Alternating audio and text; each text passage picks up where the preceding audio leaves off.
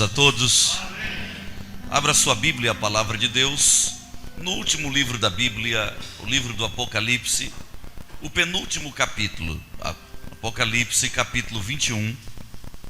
Desta feita, leremos o versículo de número 7, Apocalipse capítulo de número 21, versículo de número 7. Os que buscaram na Bíblia e encontraram, digam amém.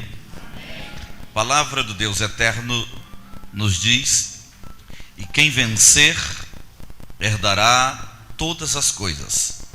Eu serei o seu Deus e ele será o meu filho.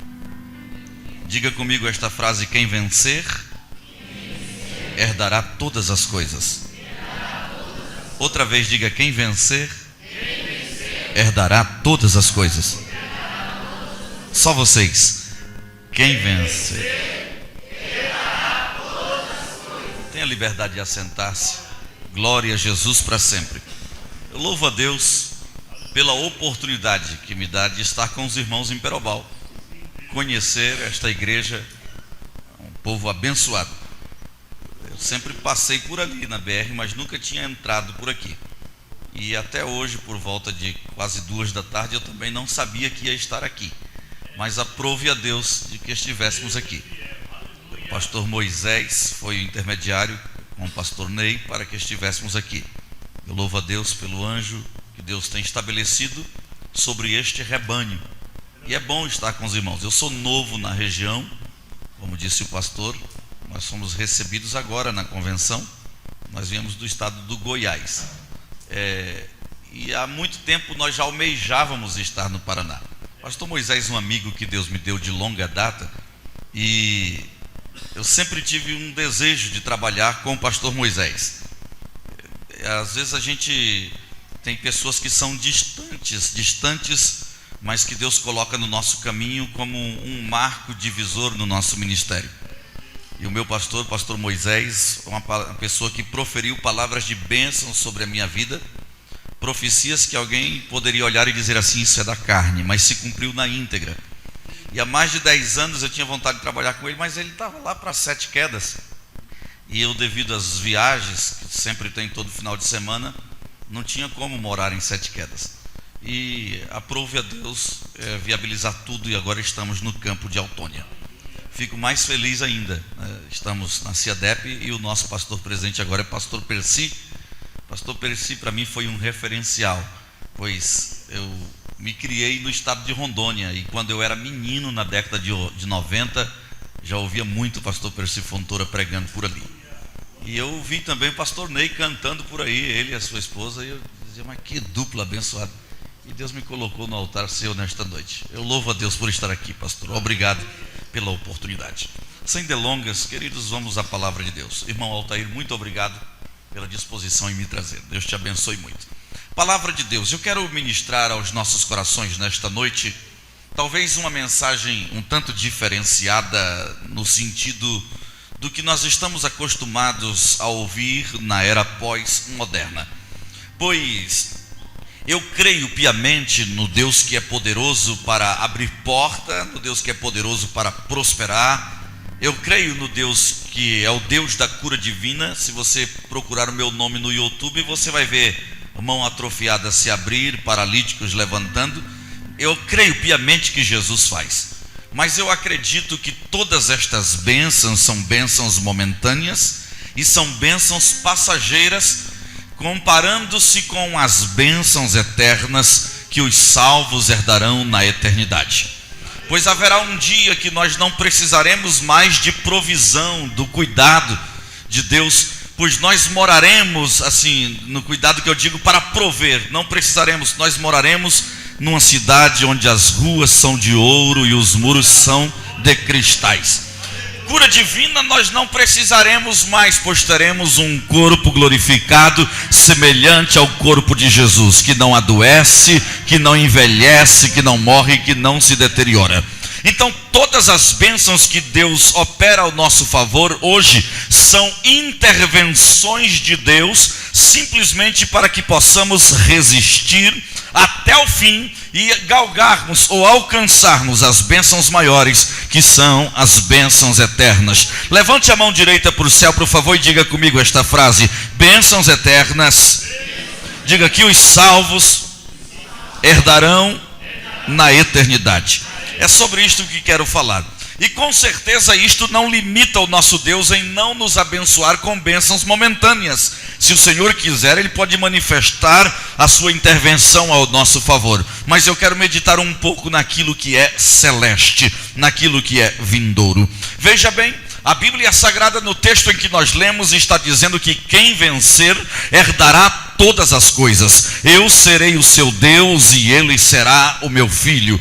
A palavra aqui vem dizendo que herdaremos todas as coisas. É claro que não são todas as coisas deste mundo, e sim todas as coisas do mundo vindouro, todas as coisas da eternidade. Então quero lhes falar destas coisas do mundo vindouro. É óbvio que não teríamos como falar sobre todos estes assuntos em uma única noite, seria impossível. Mas sendo a Bíblia Sagrada um livro que contém muitas promessas, e existe alguém aqui que até tem a Bíblia edição promessa, em que todas as promessas estão os versículos pintados de cor cinza, ou seja, uma cor diferenciada.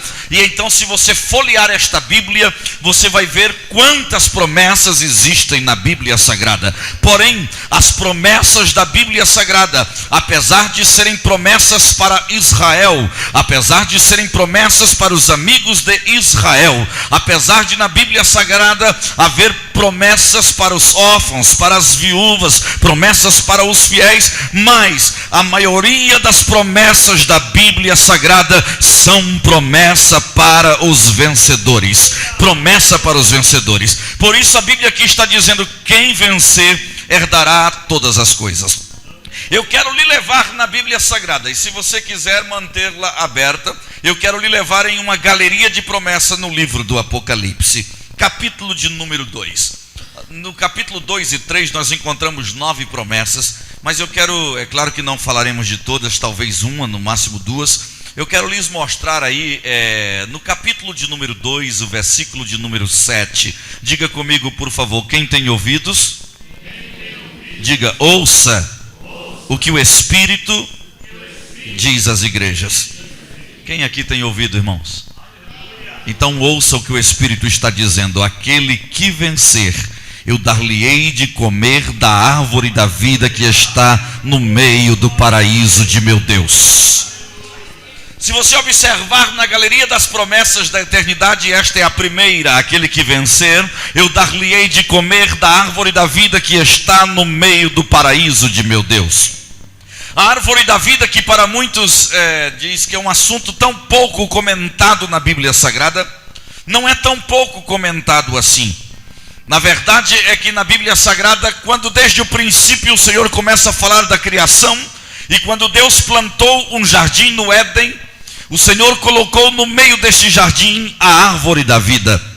Bem, nós vamos encontrar que quando o homem peca e é distanciado da presença de Deus, o homem é expulso deste jardim. E por muito tempo eu estive pensando que Deus expulsou Adão e Eva para castigá-los pelo pecado que cometeu, e quem peca não tem direito de estar no paraíso. E então eu pensava assim, que era uma punição. Na verdade era o amor e era a proteção. Hoje pela manhã nós estudamos a salvação, o amor e a misericórdia de Deus. Então veja bem, Deus tendo misericórdia, amor e compaixão pelo ser humano, diz a Bíblia Sagrada em Gênesis capítulo 3, versículo 24, Gênesis 3, 24, havendo Deus lançado fora do Éden o homem para lavrar a terra de que fora tomado, diz a Bíblia que Deus pôs querubins ao oriente do jardim, e uma espada que andava em círculo para guardar o caminho da árvore da vida. Qual o interesse de Deus em colocar querubins na entrada? Uma espada flamejante que andava em volta. O versículo de número 24, aí se termina o capítulo 3 de Gênesis com esta palavra: para guardar o caminho da árvore da vida. A árvore da vida, apesar de ser enigmática, apesar de ser espiritual, apesar de ser misteriosa, mas a árvore da vida é literal e é uma realidade. Só que a árvore da vida, ela produz um efeito eterno. Todos os que participam do seu fruto recebem em si um estado eterno com capacidade de viverem eternamente. Então, quando o homem peca, Deus o expulsou do Éden, não era simplesmente para tirá-lo do jardim, diz a Bíblia, mas para guardar o caminho da árvore da vida. Você já pensou? Adão e Eva em pecado, indo ao meio do paraíso, ao meio do Éden, e tomando da árvore da vida e comendo em pecado. O homem e a mulher entrariam para a eternidade em situação pecaminosa. E eu e você, nós seríamos semelhantes ao diabo ou semelhantes a Satanás, porque na esfera eterna não há reconciliação. Na eternidade não tem como voltar atrás. Na eternidade já não é mais tempo de pedir perdão.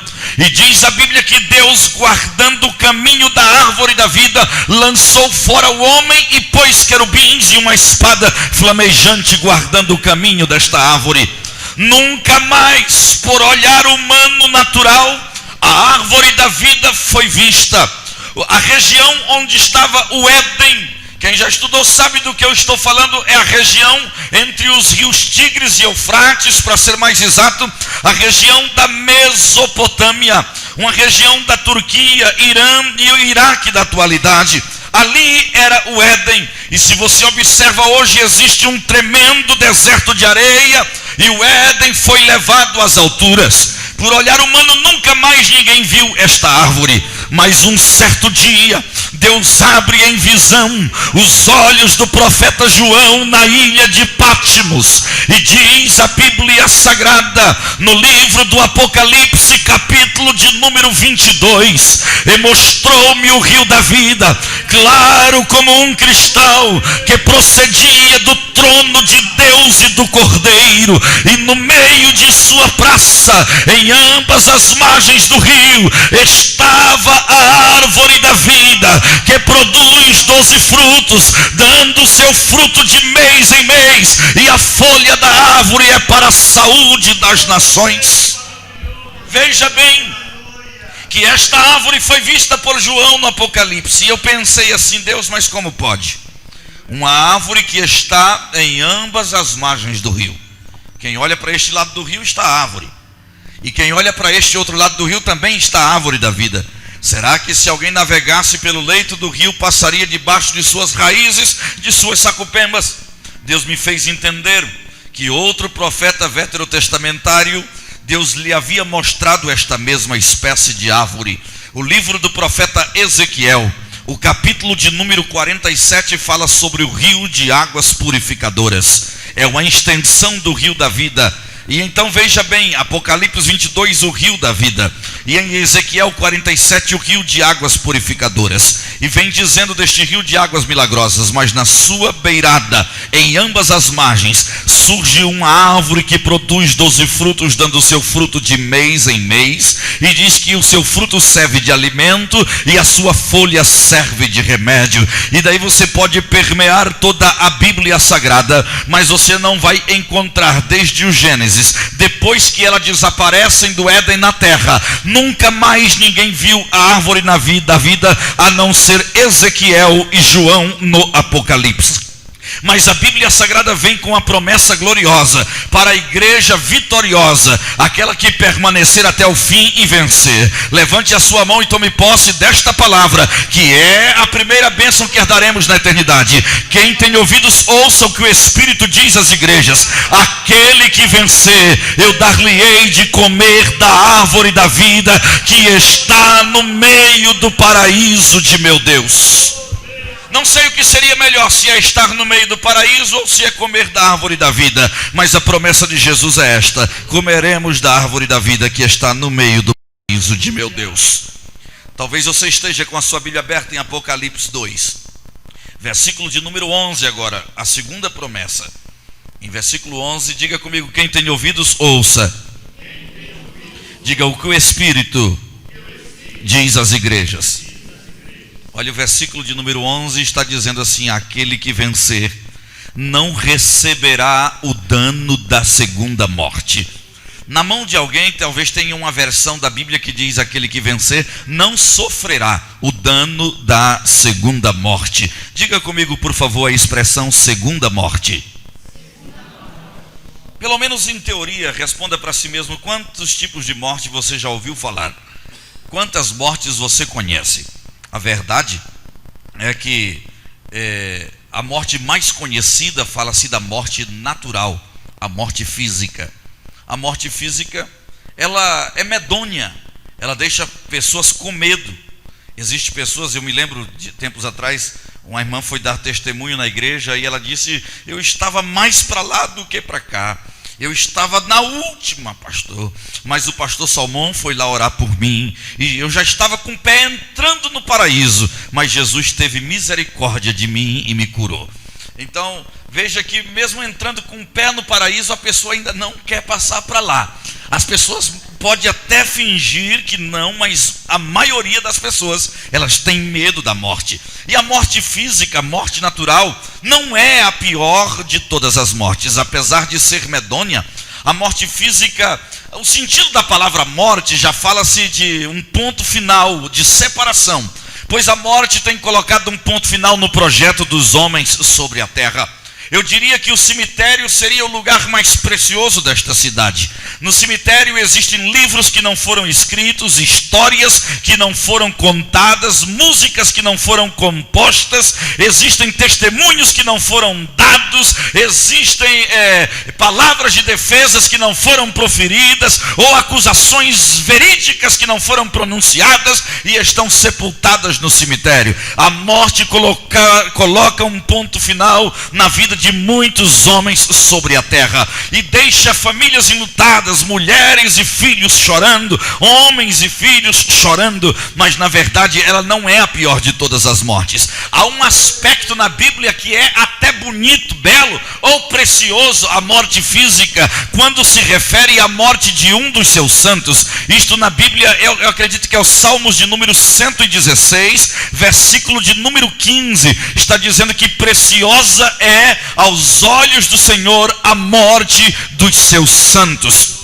A verdade é que quando nós lemos a Bíblia, no livro de Lucas, no capítulo de número 16, no versículo de número 19, a Bíblia está dizendo que havia um homem rico que se vestia de púrpura, de linho finíssimo, e que vivia todos os dias esplendidamente no seu palácio, e à porta deste um mendigo chamado Lázaro, que os cães vinham lamber-lhes as chagas e ele desejava alimentar-se com as migalhas. Mas a expressão da Bíblia é esta: morreu o rico e foi sepultado. Pronto, morreu o rico, foi sepultado. E morreu Lázaro e foi conduzido pelos anjos ao seio de Abraão. Olha a expressão da morte do justo, não é como aquela do ímpio, simplesmente morreu, foi sepultado. O justo, quando morre, diz a Bíblia, é cortejado pelos anjos até o paraíso.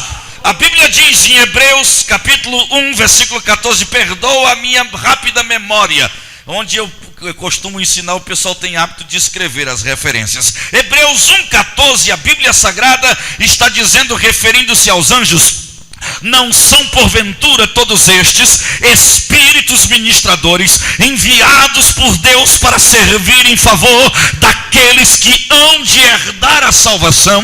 Então veja que aqueles que são salvos têm anjo ao seu dispor, e pode até acontecer nesta terra a mais notável e maior de todas as tragédias, mas um crente em Jesus, quando fecha o seu olho nesta vida, ele já se abre no mundo espiritual, sendo cortejado pelos anjos que o conduz até as mansões celestiais.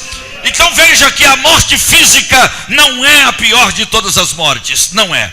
Pior do que a morte física existe uma outra morte. Diga comigo, morte espiritual. Qual morte, irmãos?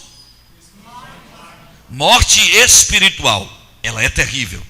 A morte espiritual fala-se de uma pessoa viva, operante, em plena comunhão com o doce e meigo Espírito, mas de repente ela retrocede na fé, ela se apostata de sua crença e ela passa a retroceder andando em direção contrária ao nosso Deus. Isto é morte espiritual.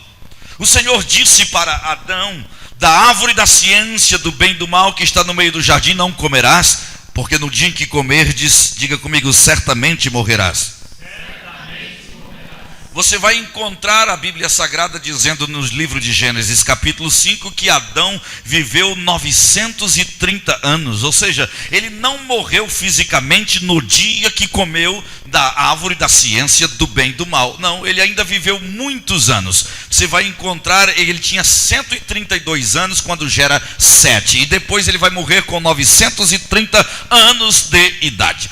A bem verdade é que no momento que ele desobedeceu a Deus, Deus disse: certamente morrerás. Ele passou a morrer fisicamente, ele começou a envelhecer, a adoecer e a morrer. Ainda que isto veio de forma gradativa, mas de forma instantânea, Adão passa a participar da morte espiritual. Separação de Deus, deixou de ouvir a voz, já não tinha mais a bússola divina como guia, separou-se de Deus. Esta morte é terrível, mas a morte espiritual não é a pior de todas as mortes.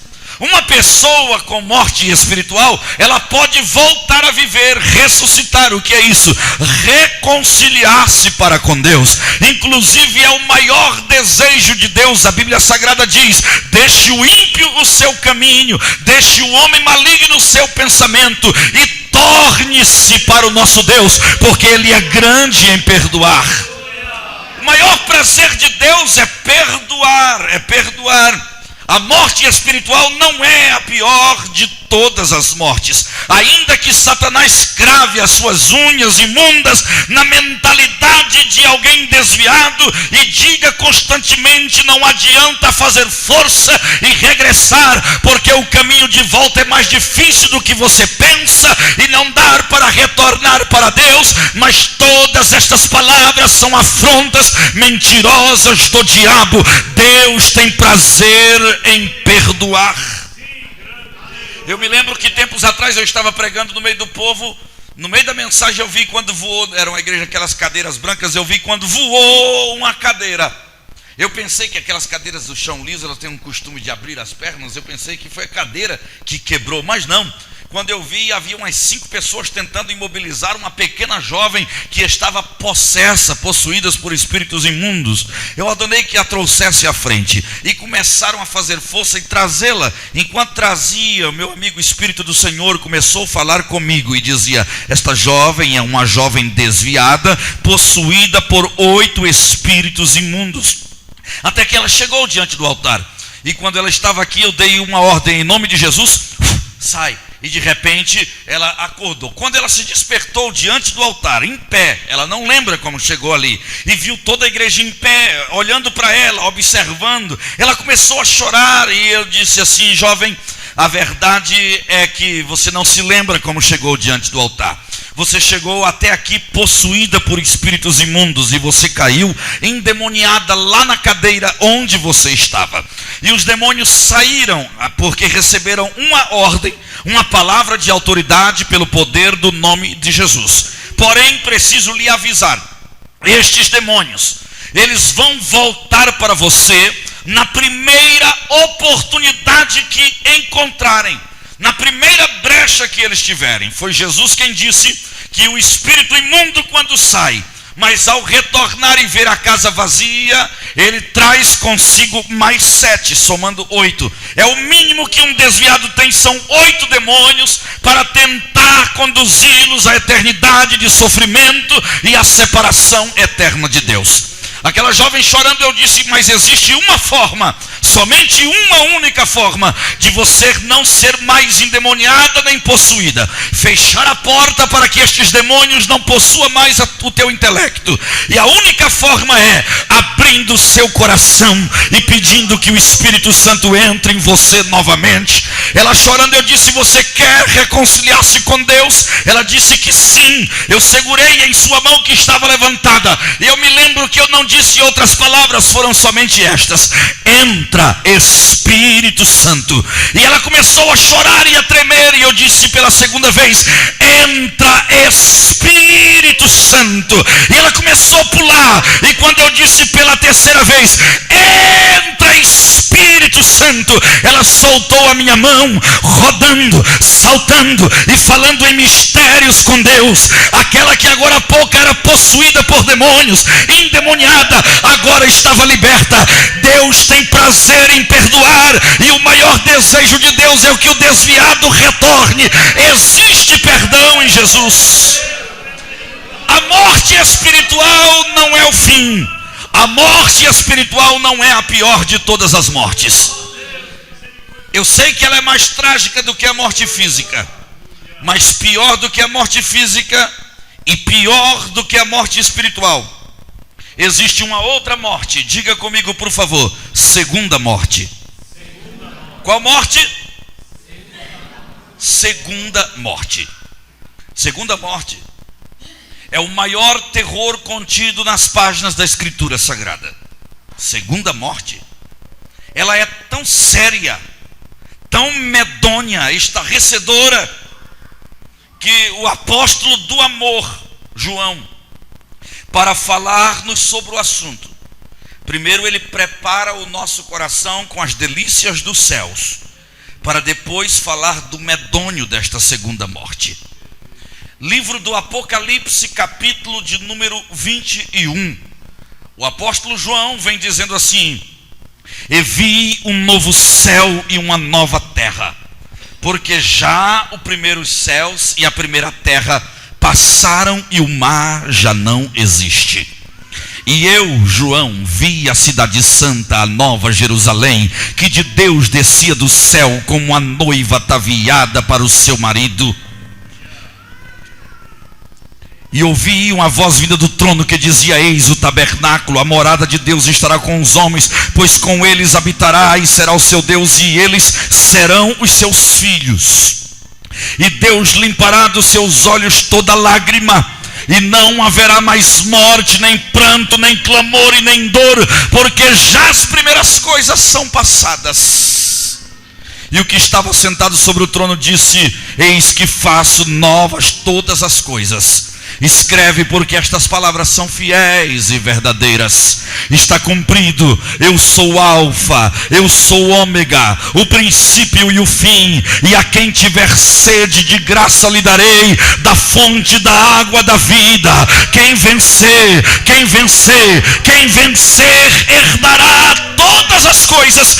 Eu serei o seu Deus e ele será o meu filho.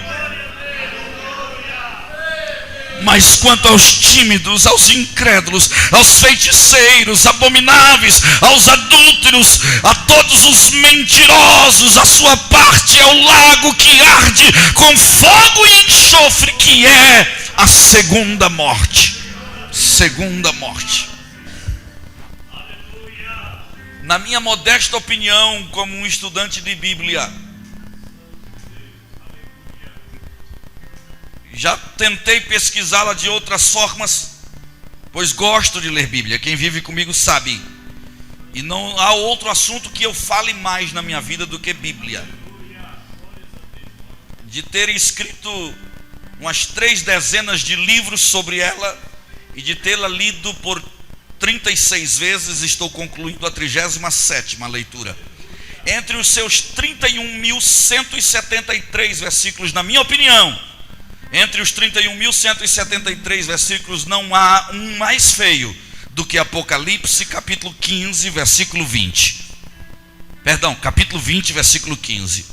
Veja bem, Apocalipse 20, 15.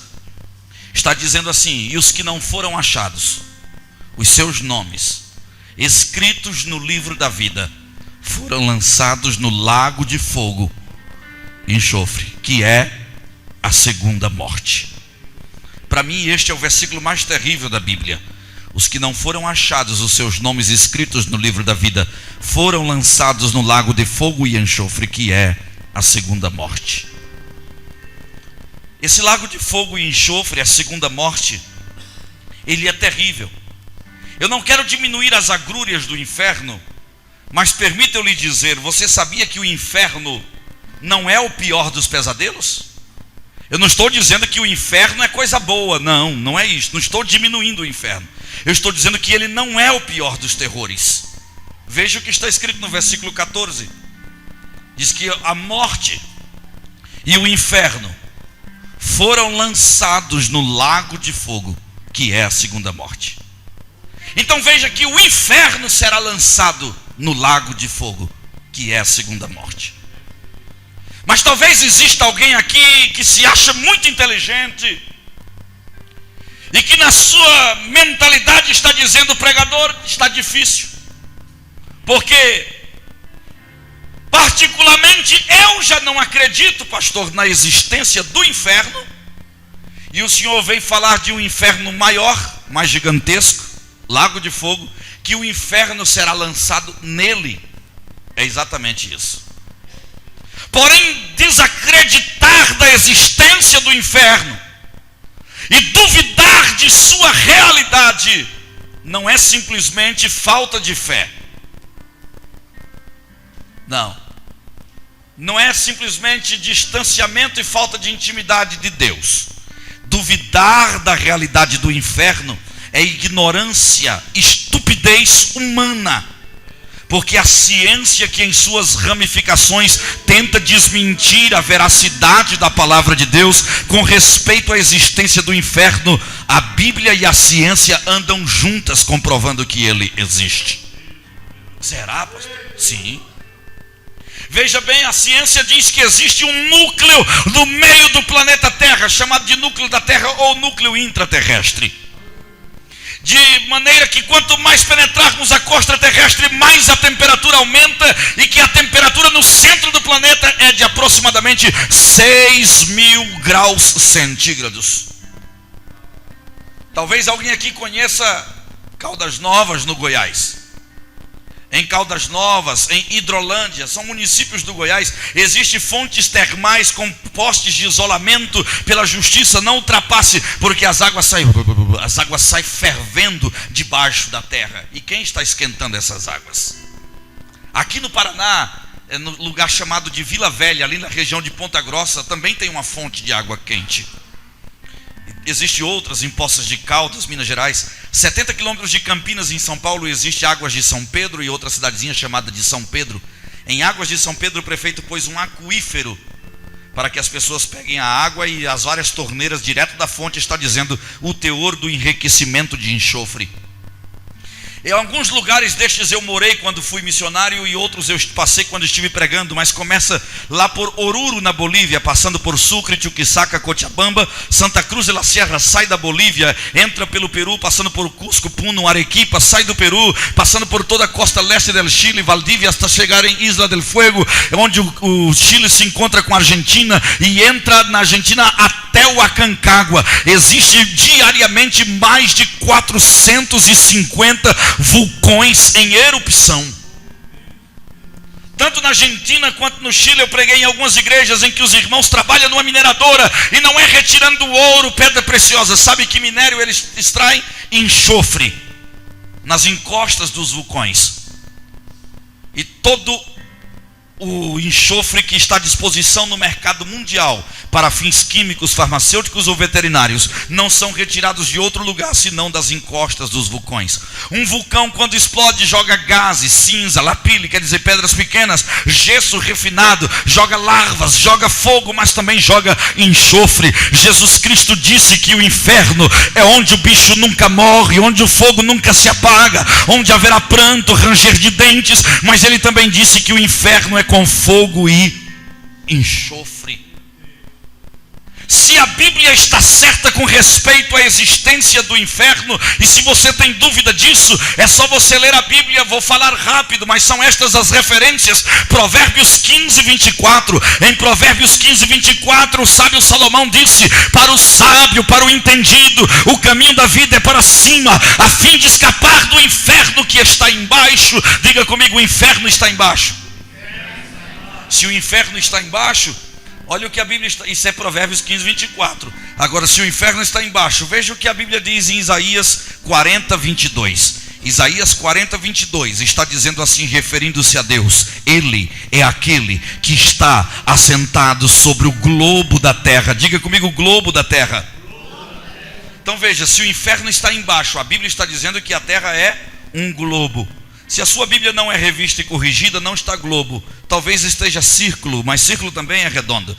Se não estiver círculo, mas está redondância, ainda bem que não é quadradância. Há uma outra Bíblia que fala cúpula, mas todos dando sinal de redondância. Ele, Deus, está sentado sobre o globo da terra. E a Bíblia diz que o inferno é para baixo. Então, se todos os moradores da terra apontarem para baixo, todos estaríamos apontando para o mesmo lugar. A Bíblia Sagrada nos diz em Mateus capítulo 12, versículo 40, repito, Mateus 12, 40, está dizendo: como Jonas esteve 3 dias e 3 noites no ventre do grande peixe, o Filho do Homem estará também por 3 dias e 3 noites no seio da terra. Mas a palavra original seio refere-se ao âmago, ao centro da terra.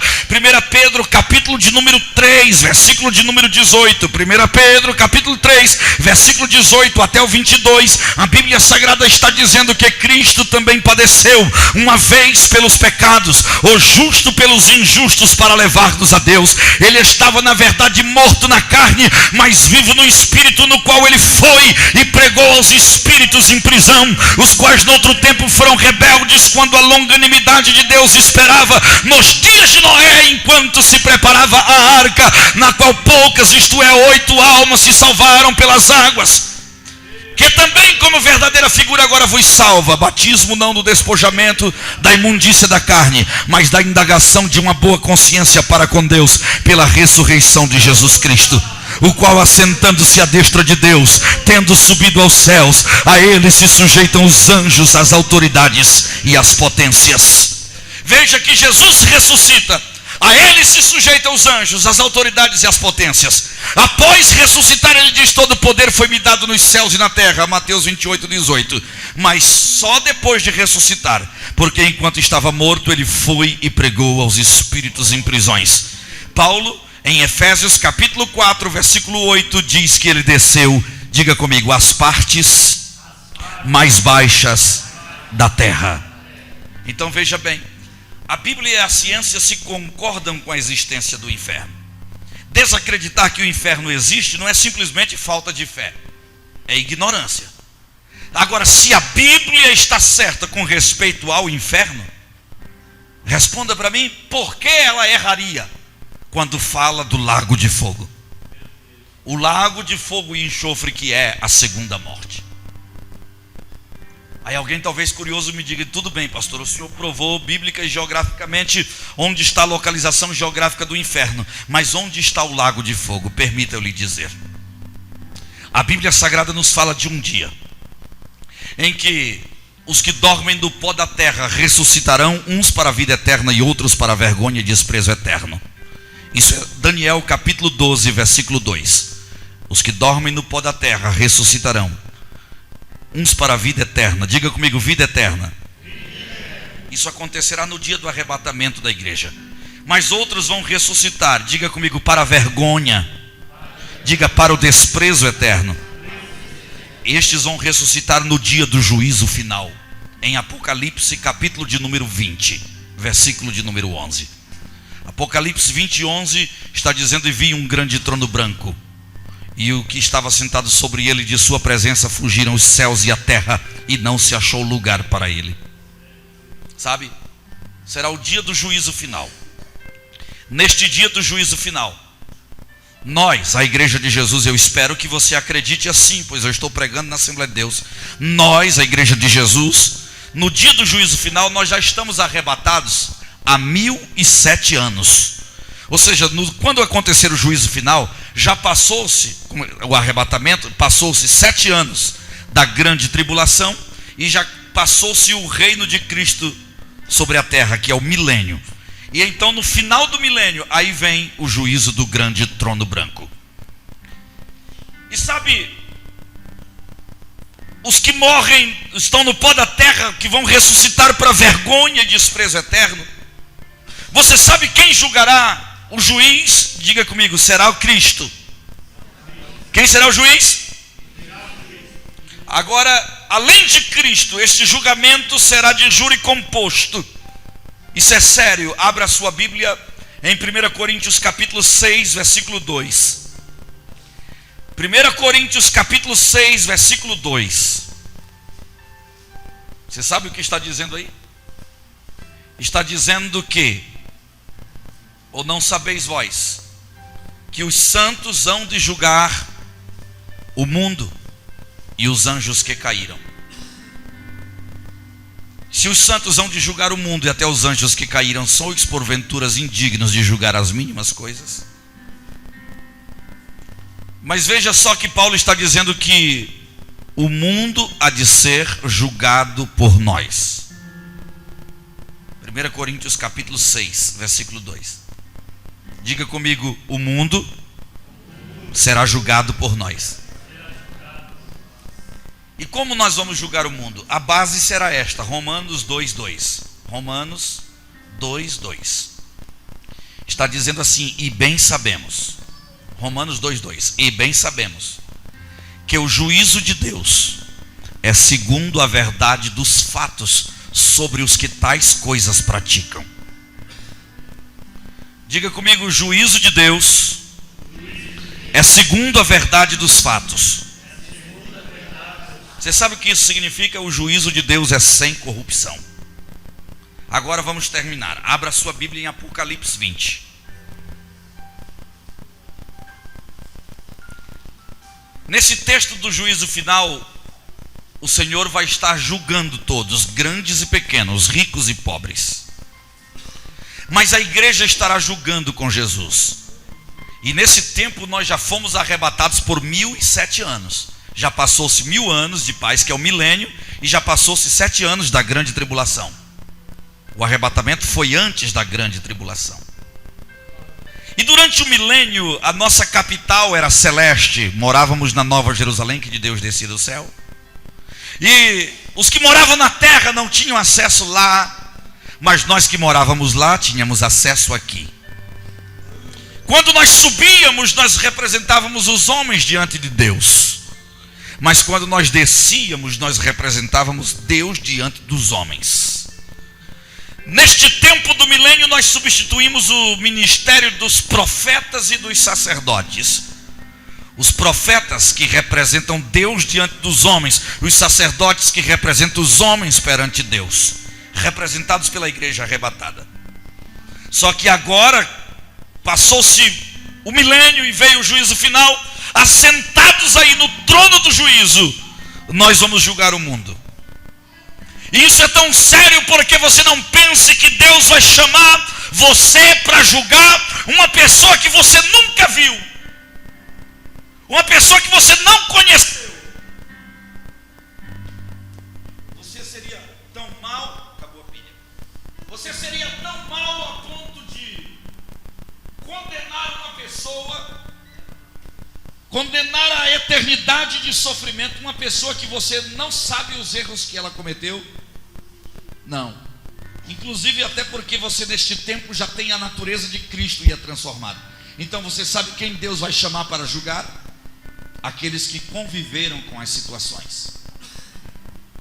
De primeira mão é até irônico, hilário, cômico, como alguém queira conotar.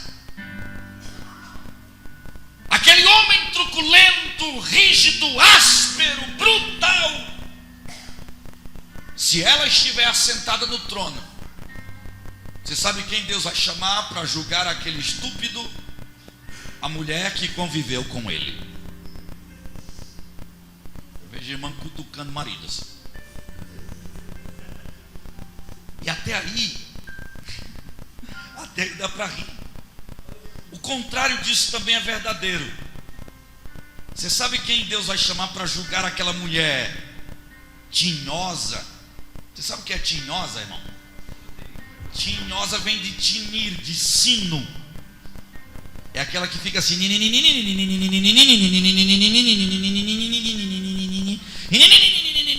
Quando ela respira, você diz, já acabou. Ela diz, agora é que eu estou começando.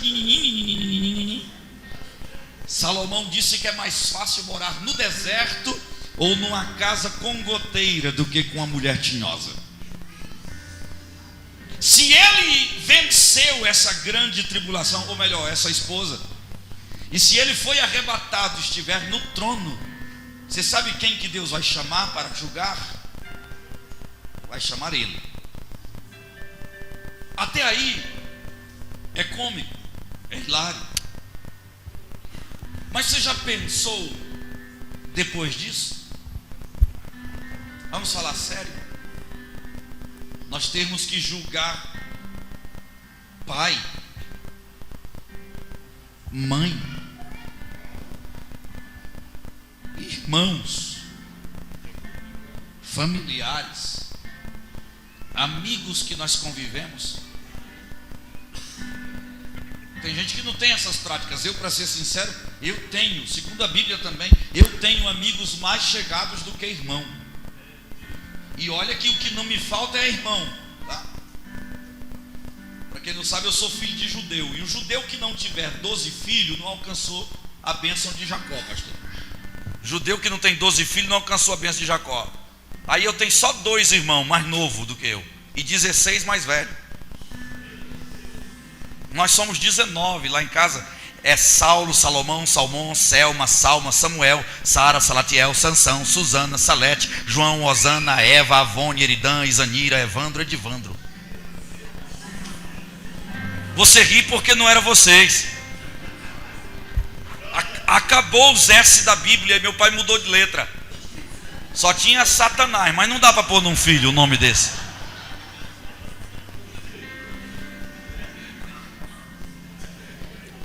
Meu pai era um homem muito áspero, meu pai era muito rígido. Meu pai, nós ganhávamos um presente aos 13 anos de idade. Era uma cinta de couro. Se nós não recitássemos Gênesis, Êxodo, Levíticos, Números e Deuteronômio memorizado. E não é o nome do livro, é o texto inteiro dos 5 livros da Bíblia. A minha menina, minha filha diz, a Samira diz que depois que decora o nome dos titio, a Bíblia fica facinho, né? E depois que o meu pai faleceu, no velório do meu pai eu vi alguns dos meus irmãos, enquanto outros choravam, ao redor do caixão eu ouvi a seguinte expressão: a partir de hoje, eu sou um homem livre. Meu pai regia-nos com varas, com rédeas curtas, e a sua regra era vara de ferro. E muitos eram crentes por obrigação. Meu pai já era convertido ao cristianismo. E eu tenho mais da metade destes meus irmãos. Eles não são ateus, porque eles conhecem o poder de Deus, mas são distanciados da verdade. E alguns deles demonstram ódio em suas palavras com respeito ao Eterno. Você já imaginou, nós vamos ter que julgar pessoas que nós amávamos,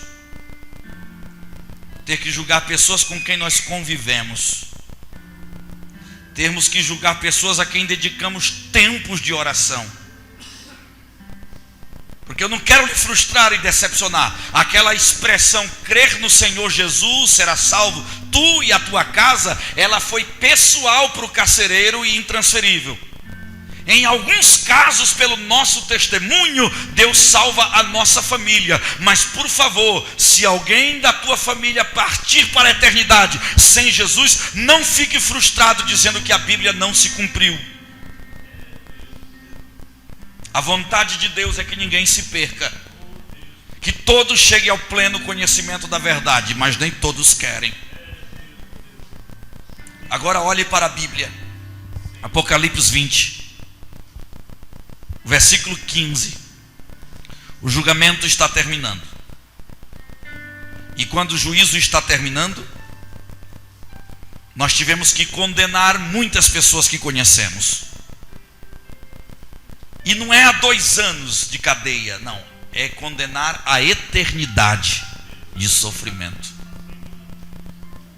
Me antecipo porque talvez alguém me diga, eu falei isso na escola dominical hoje, eu não concordo, pastor, que Deus de amor mandaria o homem para a eternidade de sofrimento. Alguém diz assim, será?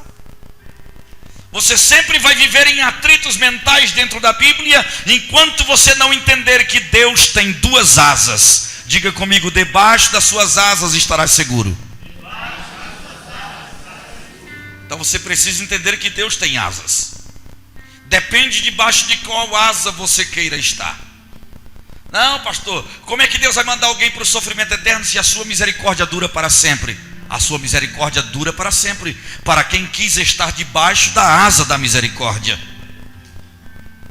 Agora, para os que quiseram ficar debaixo da sua asa de justiça, para os que escolheram a sua asa de juízo, os seus juízos também são eternos e verdadeiros, diz a Bíblia. E não há como escapar. Agora você olhando para a Bíblia em Apocalipse capítulo 20, versículo 15, você vê que o 15 é o último versículo do capítulo, e em seguida começa aí bem grande o número 21. Graças a Deus, Deus usou um cardeal católico chamado Hugo de Santo Caro, no ano de 1250, ele dividiu a Bíblia em capítulos para facilitar a didática. Então, mas antes o texto era contínuo, vamos emendar agora o capítulo 20 no 21, como se não houvesse divisão. Veja o versículo 15. Você teve que julgar pessoas a quem você amava e condenou elas.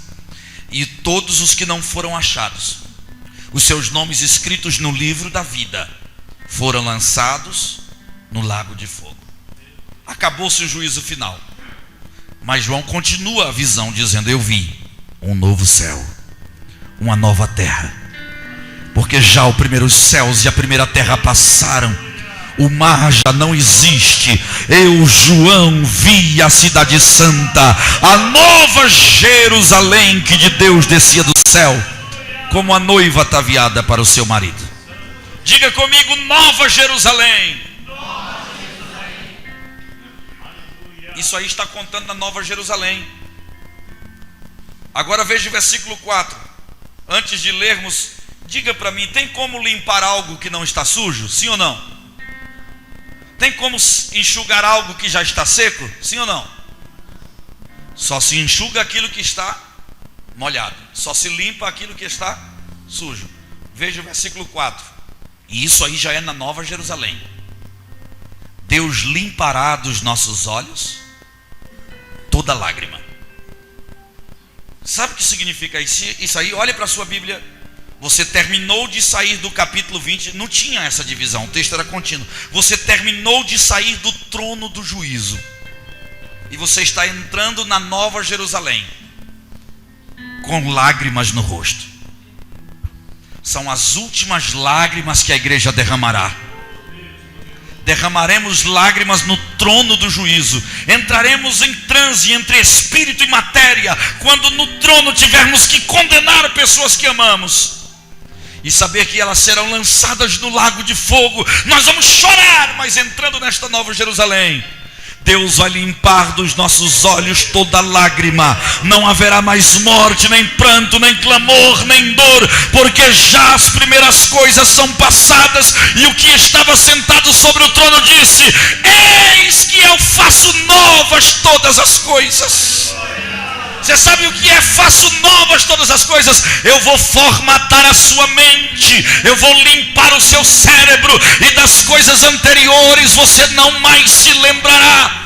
Veja que até aí o Senhor ainda conservou a nossa memória. Até o trono do juízo, a nossa memória ainda se recordava de tudo. Daí para frente nós temos a mente zerada e formatada. Nós entraremos para um novo céu, entraremos para uma nova terra. A Bíblia Sagrada está dizendo em 2 Pedro, capítulo de número 3, no versículo 7, está dizendo que os céus e a terra que agora existe não mais existirão, pois os céus e a terra que agora existe passarão com um decrépito estrondo, e os elementos ardendo se queimarão. Sabe o que é isto? Terminou o juízo final, e então agora tudo será consumido pelo fogo. Pastor, o inferno é no centro da terra, mas aonde está o lago de fogo? Deixa eu lhe dizer.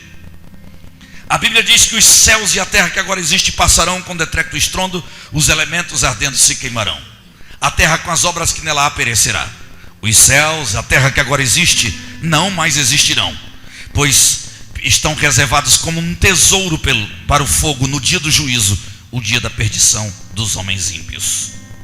A Bíblia fala de um dia que as estrelas cairão do firmamento. Quem cairá do firmamento? A ciência diz que o Sol é uma estrela de quinta grandeza, aproximadamente 20 vezes maior do que a Terra. Vão cair do firmamento. A ciência diz que em todos os planetas existentes nas galáxias existem gases tóxicos diferenciados. Não pode jamais um planeta encontrar-se com o outro, porque haveria um tremendo poder de combustão, explosão. Mas a mesma ciência que diz que os planetas não podem se encontrar, ela diz que os planetas estão se alinhando, e não sabe quando, mas num tempo futuro os planetas vão se encontrar. A Bíblia diz que os céus serão enrolados. E eles podem até serem ateus, os cientistas. Coloque-se de pés nesta hora. Eles podem até serem ateus e desacreditarem da salvação que Cristo oferece, mas eles estão procurando a possibilidade de vida fora do planeta Terra, porque eles sabem que o planeta Terra está fadado ao seu final. Estão procurando. Está bem aí, 2022. Existe um projeto da NASA junto com a cadeia Houston de hotéis americanos para a construção de um hotel espacial, sem saber se vai dar certo. Já existe 17 pessoas na lista de hospedagem, pagando 11 milhões de dólares para se hospedar no espaço. A Bíblia diz em Obadias, o menor dos profetas do Antigo Testamento, Obadias capítulo 1, versículo 4, Obadias 1:4: ainda que te elevares como águia, e se tu fizeres a tua cama, a tua morada nas estrelas, de lá eu te derrubarei, diz o Senhor dos Exércitos. Não há como escapar-se do juízo de Deus, a não ser entrando pela porta que é Jesus. Este mundo está fadado ao fim. Assim termina o Antigo Testamento nas palavras de Malaquias: eis que aquele dia vem, e vem ardendo como fornalha, em que todos os soberbos e os que cometem iniquidade serão queimados como palha, e o dia que está para vir lhes abrasará, diz o Senhor dos Exércitos, de sorte que não lhes deixará nem raiz e nem ramos. Levante a mão direita, porque a Bíblia continua dizendo: mas para vós que temeis o meu nome, nascerá o sol da justiça, trazendo salvação.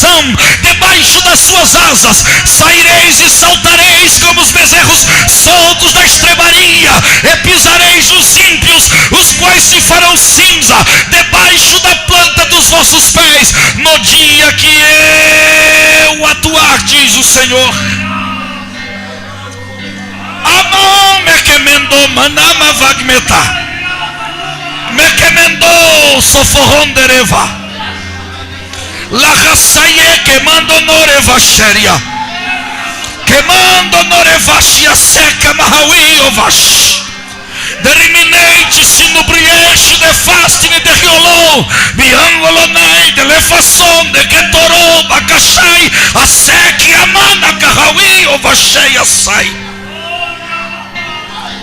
Eu termino aqui porque eu estou no meu horário, mas eu sei do fruto desta mensagem. Deus trouxe você aqui hoje para dizer: quem vencer herdará todas as coisas. Você não precisa ter medo do inferno, você não precisa ter medo do lago de fogo. O céu nos espera, o céu nos espera.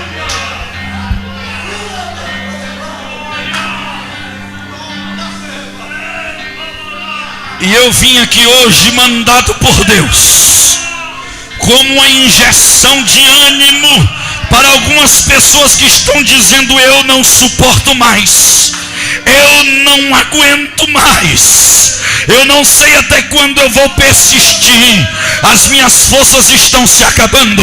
Corre, venha buscar renovação em Jesus. Pode vir, porque o céu está aberto, o céu está aberto. Jesus quer renovar as tuas forças, Jesus quer te encher de unção, Jesus quer te renovar.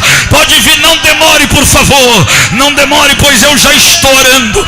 Pai, em nome de Jesus, em nome de Jesus. Alguém está orando aqui, e eu quero pedir que o céu seja aberto e que o Senhor lhes devolva a glória, a unção.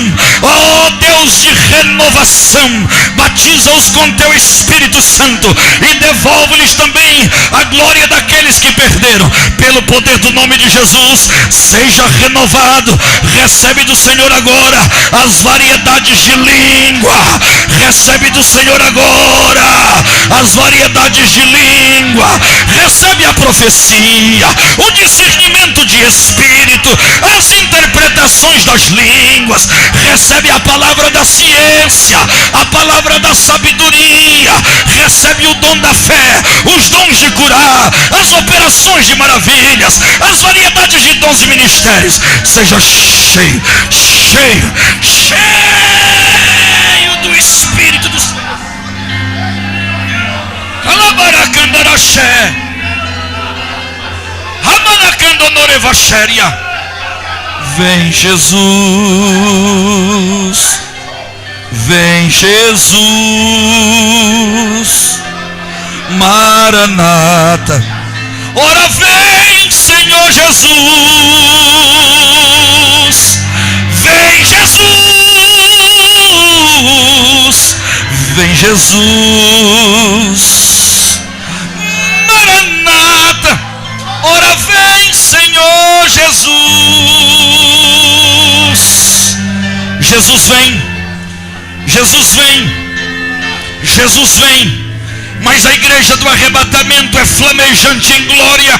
A igreja do arrebatamento é possuidora dos dons espirituais. Por isso eu ministro sobre a tua vida, em nome de Jesus. Seja renovado em espírito.